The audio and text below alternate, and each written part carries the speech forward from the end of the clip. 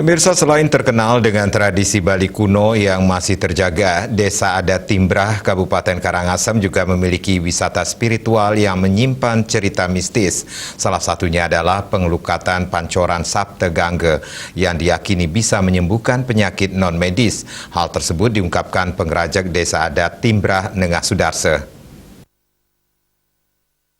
Sejak dikembangkan pada tahun 2019, pengelukatan pancoran Sabte Gangge Putra Tirta Empul yang terletak di Desa Adat Timbrah Karangasem ini sudah ramai dikunjungi masyarakat Bali, bahkan wisatawan mancanegara. Terdapat 7 pancoran yang bersumber dari satu mata air, diantaranya Gangga, Sindhu, Saraswati, Yamuna, Godawari, Narmada, dan Serayu. Untuk melakukan pengelukatan, pihak pengelola juga telah menyiapkan aturan-aturan dalam melakukan pengelukatan, terutama bagi pengunjung yang baru pertama kali datang, seperti aturan berpakaian dan tata cara persembahyangan.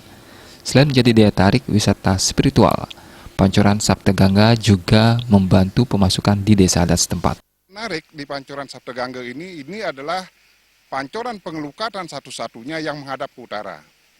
Jadi sangat baik untuk pemayu hotonan, sangat baik untuk melukat sarwo male, sarwo ledah, dan apabila ada pengaruh-pengaruh magic.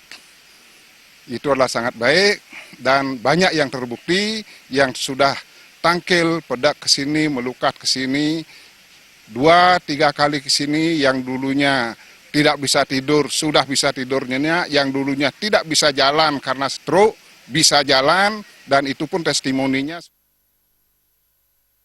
Di tengah situasi COVID-19, pihak pengelola telah menerapkan protokol kesehatan kepada pengunjung, seperti mewajibkan mencuci tangan, cek suhu tubuh, dan mewajibkan masker. Untuk melakukan pengelukatan, ini pun pengunjung hanya dikenakan dana punil.